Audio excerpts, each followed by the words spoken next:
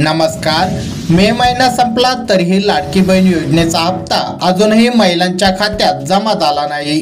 त्यामुळे आता मे आणि जूनचा हप्ता एकत्र येणार असल्याची चर्चा सुरू आहे, परंतु हा हप्ता कधी येणार याबाबत कोणतीही माहिती समोर आली नव्हती। 10 जून रोजी वटपौर्णिमा आहे। वटपौर्णिमा हा महिलांसाठी खूप महत्त्वाचा सण मानला जातो। दर महिन्यात कोणत्याही सणाचा मुहूर्त साधत लाडक्या बहिणीच्या खात्यात हप्ता जमा केला जातो।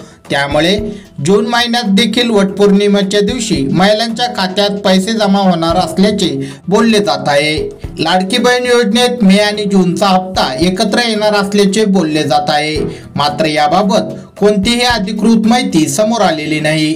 कदाचित 3000 रुपये एकत्र येऊ शकतात किंवा मे आणि जूनचा हप्ता वेगवेगळ्या दिवशी देखील दिला जाऊ शकतो, परंतु जून महिन्यात लाडक्या बहिणीच्या खात्यात पैसे जमा होणार हे नक्की असल्याचे सांगितले जात आहे। लाडकी बहीण योजनेत अनेक लाभार्थ्यांनी निष्काबाहेर जाऊन अर्ज केला असल्याचे समोर आले आहे। या महिलांच्या खात्यात पैसेही जमा झाले आहे। त्यातील काही महिला या सरकारी कर्मचारी देखील आहेत।